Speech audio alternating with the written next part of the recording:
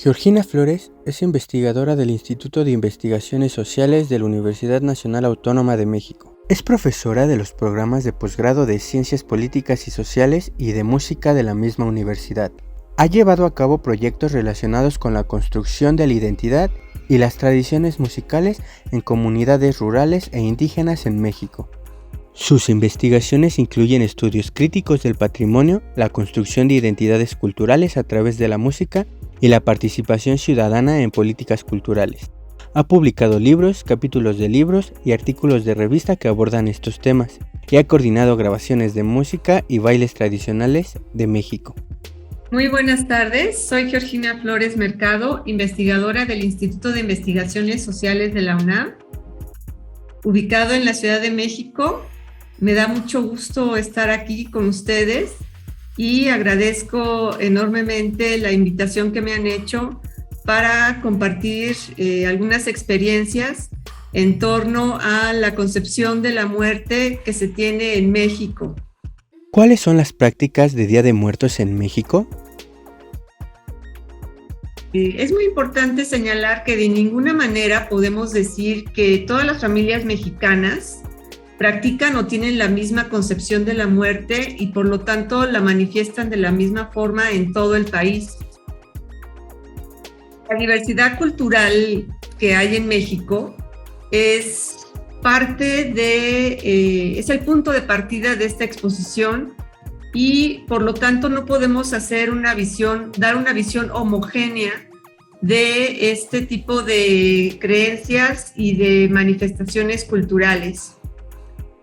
La diversidad cultural del país nos exige mucho matizar y problematizar estas visiones estereotipadas que se han creado tanto por el Estado Nacional como por los medios de comunicación con fines de mercado o turística. Hay que decir que esta celebración en torno a la muerte pues, fue utilizada también por parte de las instituciones gubernamentales para construir una identidad nacional y por lo tanto se ha tratado de presentar como algo que se comparte en todo el país, pero no es de esa manera. Como he dicho, pues trataré de hablar un poco de esta diversidad y de las formas y prácticas que existen para significar este tránsito inevitable. ¿Cuáles han sido las actividades de Día de Muertos más difundidas?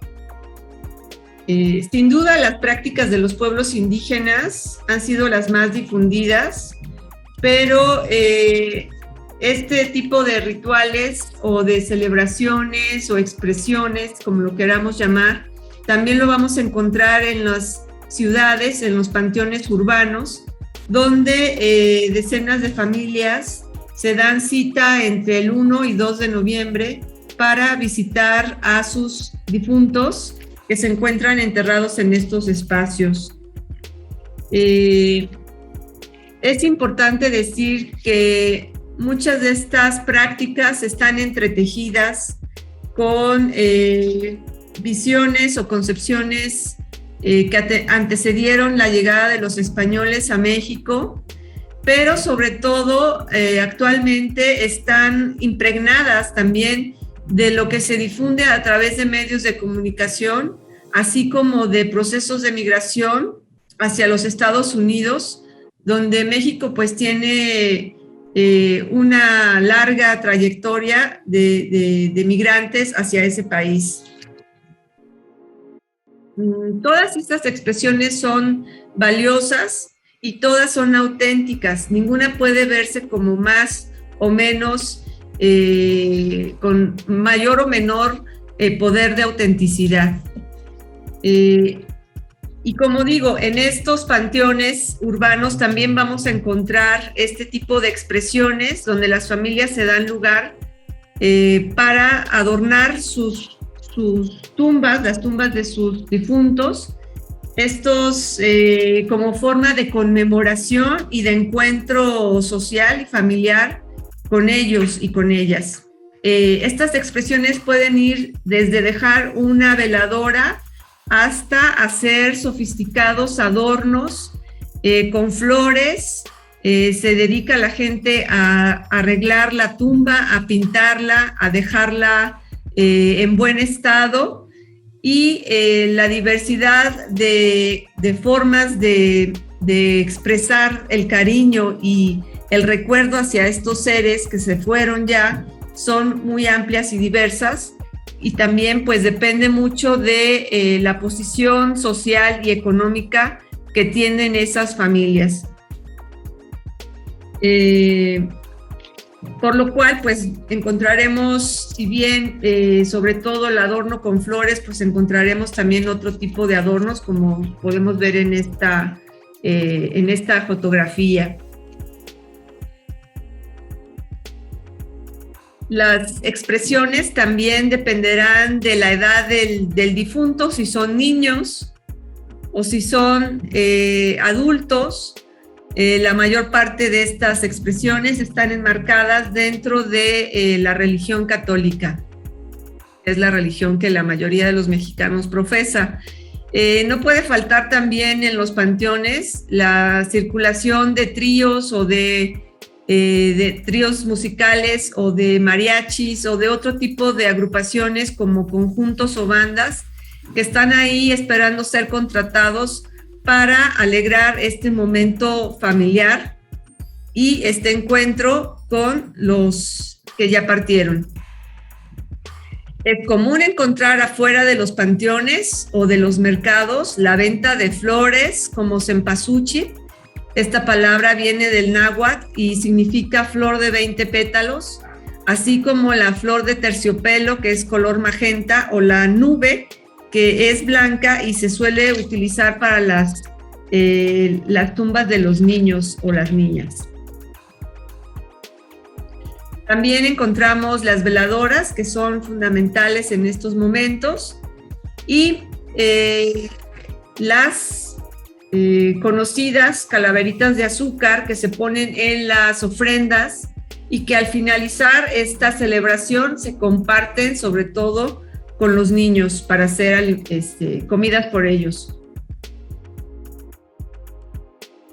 Toda esta expresión de objetos, todos estos objetos que han sido resignificados también por la cultura popular, van a estar conviviendo con objetos y símbolos del Halloween que ha difundido la industria del cine, la industria cultural a través de los medios de comunicación. ¿Cómo son las expresiones de Día de Muertos en los pueblos? Para esta exposición, además de mostrarle esta pequeña acercamiento hacia un panteón urbano, me gustaría hablarles de lo que yo experimenté en el pueblo de San Guillermo Totolapan, en el estado de Morelos, un pueblo que se encuentra a 2 horas de la Ciudad de México y que sigue siendo un pueblo de campesinos, un pueblo que se dedica al cultivo del maíz, del frijol, del pepino, del jitomate, de los nopales y otras verduras con las cuales se sustentan las familias, la mayoría de las familias de este pueblo. Mi trabajo de investigación se concentró con músicos de bandas de viento, con quienes pude tener justamente el encuentro, el contacto con este tipo de creencias y de tradiciones en torno a la relación vida y muerte.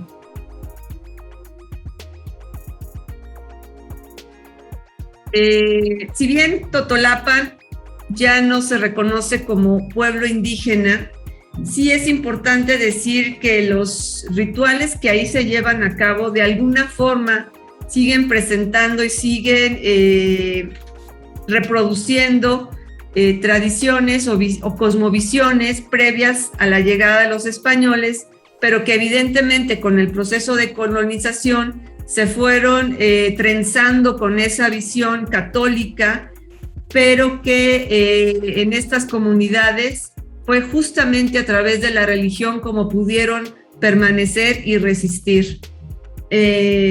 Dos puntos centrales de esta tradición nahua que prevalece en el centro de México quiero destacar. La primera es la relación de la dualidad vida-muerte, y la otra es la relación de la dualidad cuerpo y ánima o sombra, como también se le llama. En la primera podemos resumir o decir que la muerte da origen a la vida y la vida da origen a la muerte. Nosotros necesitamos alimentarnos de seres que han muerto para darnos vida, pero nosotros también, cuando muramos, vamos a darle vida a la muerte cuando seamos enterrados o, como ellos dicen, sembrados en la tierra.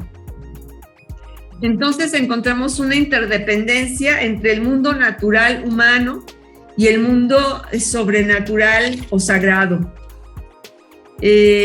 Respecto a la dualidad cuerpo-ánima o cuerpo-sombra, está la creencia de que el ánima trasciende la muerte, trasciende al cuerpo que ha dejado de vivir. Cuando muere la persona, el ánima se queda en el espacio doméstico, y por lo tanto los familiares deben seguir una serie de rituales estrictamente para que esta ánima pueda seguir su rumbo y lo haga de la mejor manera, sin enfrentar o para enfrentar los obstáculos o peligros que se le van a presentar en este viaje sobrenatural. Al morir el cuerpo se vela y se entierra el cuerpo en el panteón, pero el ánima se queda y hay que ayudarle en su viaje. Por lo tanto, se hace, por ejemplo, se le deposita dentro del féretro, se le pueden depositar objetos que le van a ayudar para seguir este viaje, como alimentos, como hojas de maíz, como ropa que lo caliente, que le abrigue, ¿no? Para que no pase fríos. Agua también pues se le puede colocar.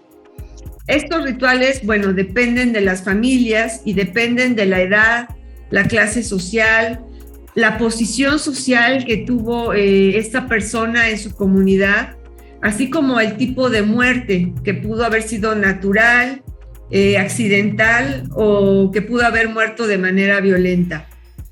Pero en todos los casos se debe atender al ánima, y por lo tanto se debe de seguir estrictamente ciertos rituales. ¿En qué consiste un sepelio en San Guillermo, Totolapan? Durante mi investigación en Totolapan con los músicos de bandas de viento, pude presenciar el sepelio de un músico muy querido y muy reconocido por su labor dentro de la comunidad. Al sepelio acudieron tantas personas que no cabían en la iglesia, entre familiares, vecinos, amigos y sobre todo músicos. Su féretro fue acompañado hasta el cementerio por todas las organizaciones religiosas y comunitarias de Totolapan, que se ven representadas en estos estandartes que encabezan la procesión. Pero también su féretro fue acompañado por los músicos que habían aprendido con él los conocimientos musicales, o que habían tocado con él durante mucho tiempo en la agrupación de don Ernesto Cervantes. Todos estos músicos acudieron como forma de agradecimiento, como la reciprocidad que encontramos en los pueblos y que se va a hacer presente justamente en estos momentos, ¿no? Cuando una persona fallece, se hacen presentes esas muestras de agradecimiento, y los músicos en este momento participaron sin ninguna pago, aunque algunas familias, para enterrar a sus difuntos, pueden contratar una banda de viento, pueden contratar un mariachi. En esta ocasión, los músicos asistieron por su propia voluntad.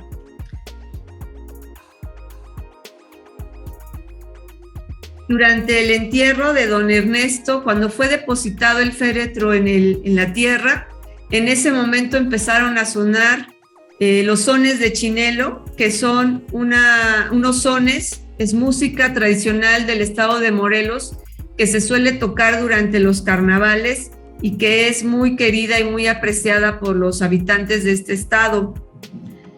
Al mismo tiempo, espontáneamente, alguien empezó a cantar la canción Un puño de tierra, donde se describe que cuando muramos no nos vamos a llevar nada más que eso, un puño de tierra.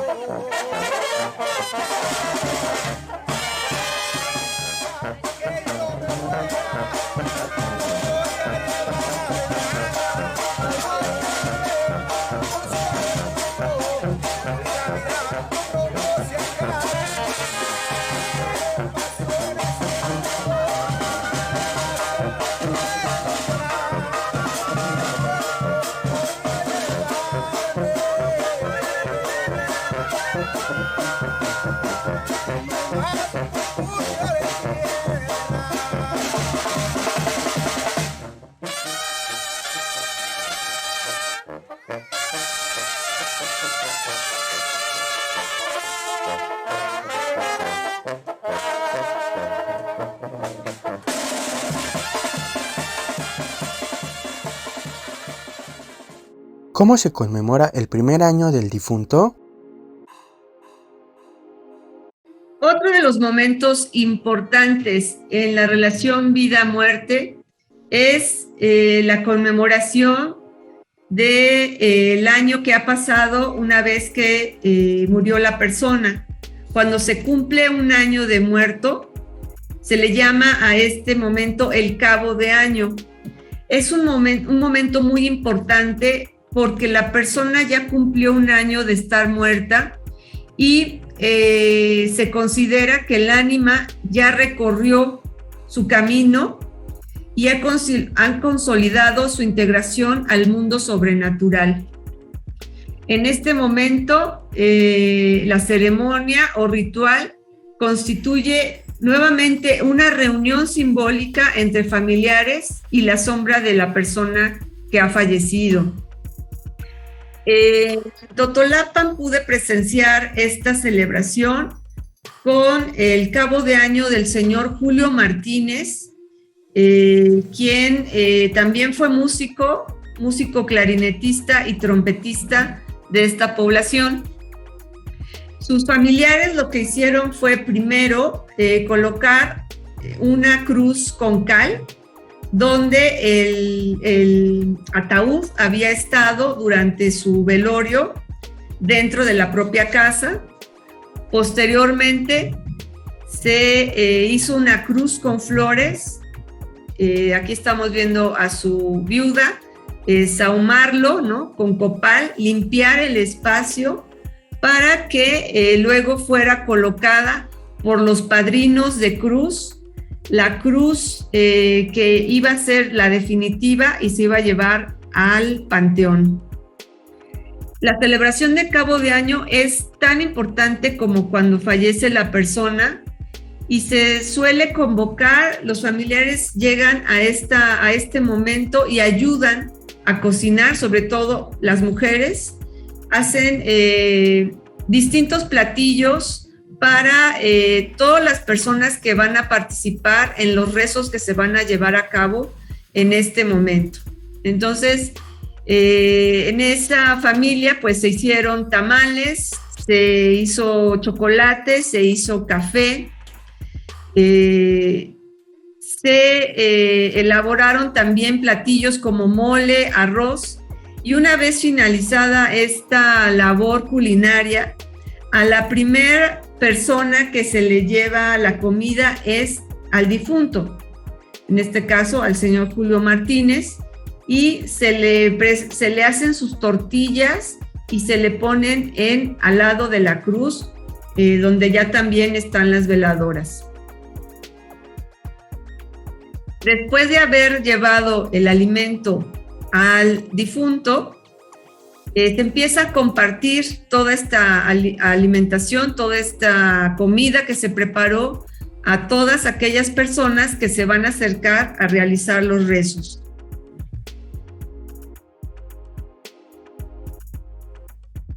Estos rezos los llevan a cabo personas especializadas en ello, a quienes se les llama rezanderos, y ellos van a estar haciendo toda esta serie de oraciones para que el ánima les escuche y sepa lo que está pasando en ese momento y guiarle en su camino. Al día siguiente de estos rezos se lleva la cruz sostenida por los padrinos y madrinas que irán encabezando la procesión hasta llegar al cementerio. Una vez en el cementerio, se coloca la cruz dentro de la tumba y se vuelve a realizar otros rezos. ¿La relación con la muerte solo ocurre el 1 y 2 de noviembre? Todo esto que he narrado nos muestra la complejidad de la creencia en torno a la muerte y que no se limita únicamente a los días enfocados a las ofrendas del 1 y 2 de noviembre. La relación con los muertos es algo cotidiano, es algo que está presente. La gente en Totolapan sueña con sus difuntos, sueña con el tío, sueña con la madrina, se hacen presente a través de esos sueños para decir lo que quieren o lo que no quieren que se haga. Y esos mensajes pueden llegar a través de una vecina o de un vecino que se acerca a la familia a decirles que les vino a visitar esa persona. Entonces, lo que quiero decir aquí es que toda esta creencia no se puede resumir únicamente en los días dedicados a los difuntos del 1 y 2 de noviembre. Ahora, ¿qué pasa en estos días en Totolapan? Al menos con la familia del señor Julio Martínez, que ya expliqué que era músico de la comunidad, pues se pone una ofrenda, se vuelve a hacer una comida especial, se le hacen sus tortillas y se le pone sobre el altar. El altar ya ha sido elaborado, construido, en el cual se van a poner pues distintas, en este caso, distintas verduras que la misma comunidad produce, como el jitomate, como el pepino, como el maíz, ¿verdad? Como ciruelas, y no, para no caer en estos estereotipos de que tiene que haber solo ciertos alimentos. No, aquí lo que se está haciendo es poner justamente lo que es propio de este lugar, y aquí vemos a la viuda del señor Julio llevándole aparte pues su arroz y su mole para que pueda comer en este momento que va a venir a visitarles. Su hijo Noé le lleva o le pone su clarinete, al fondo vemos también su trompeta, porque pues se considera también que la persona puede requerir de su instrumento musical en tanto que su oficio era músico.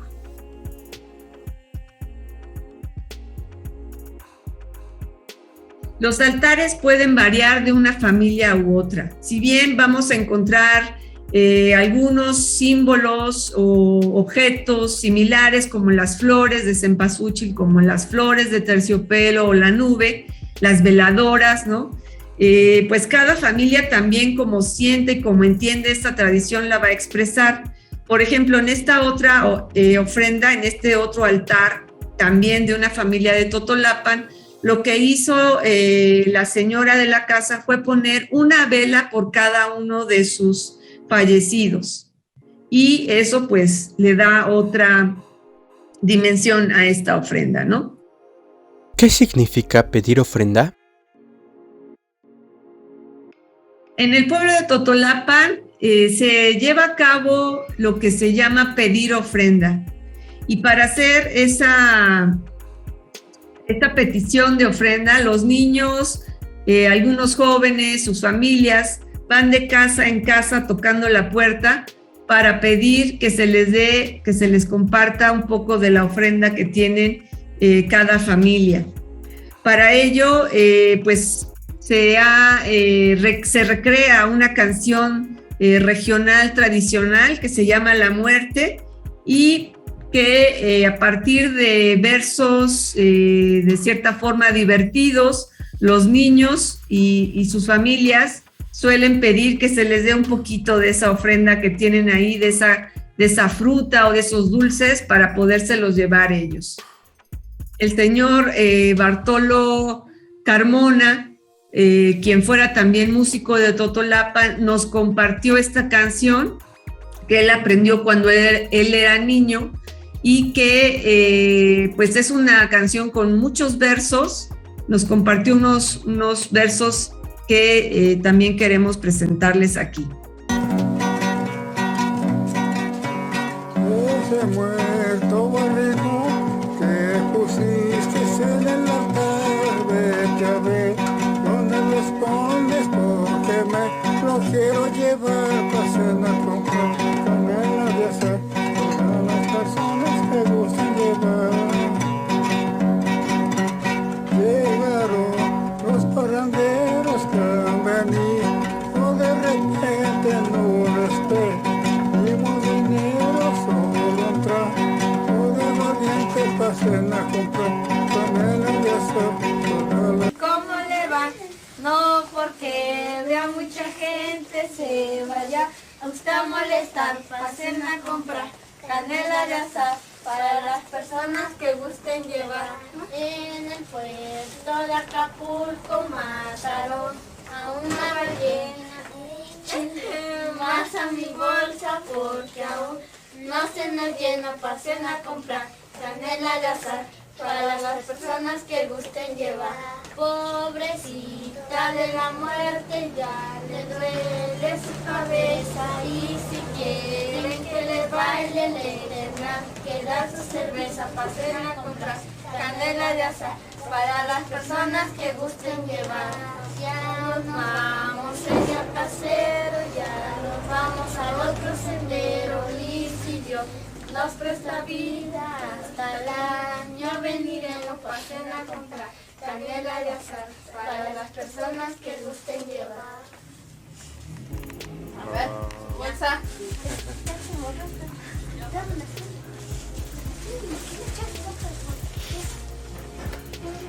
Ahí está.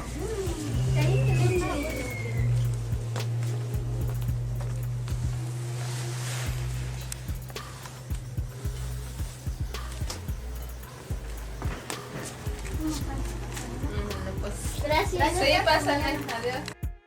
¿La tradición de Día de Muertos ha sufrido cambios?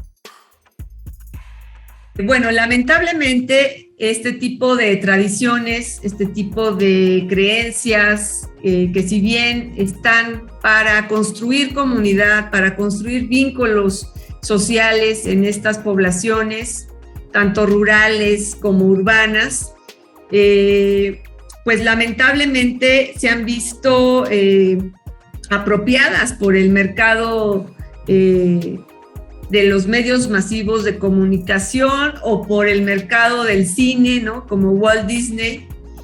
Y a pesar de que ha sido reconocida ha sido incluida en la lista representativa de el patrimonio cultural inmaterial de la UNESCO, pues no ha habido forma de protegerla, por decirlo de alguna manera, de este tipo de apropiaciones que solo tienen el fin de lucrar con este tipo de creencias. Y lamentablemente, pues distorsionar y crear estereotipos sobre una práctica que, como ya expliqué, es sumamente diversa. Este tipo de apropiaciones no se limita únicamente a los empresarios o agentes del mercado, sino también, lamentablemente, las instituciones gubernamentales mexicanas han hecho de este tipo de creencias una forma de espectáculo y con fines de promoción, por ejemplo, de la Ciudad de México o de otros estados para atraer al turismo. Lamentablemente, como ya dije, este tipo de desfiles, como el desfile de las calaveras que se da en la Ciudad de México, pues no tiene nada que ver con la tradición comunitaria que, como ya describí, implica toda una cosmovisión y una serie de rituales a lo largo de todo el año. Con este tipo de espectacularización, ¿no? Con este tipo de espectáculos, pues solamente se atenta contra este tipo de creencias que prevalecen en las familias de algunas poblaciones en México. Bueno, pues hasta aquí dejo mi intervención y les agradezco mucho su atención. Les dejo también mi correo electrónico por si alguno o alguna de ustedes le gustaría tener más información o alguna pregunta que yo pudiera responder. Muchísimas gracias.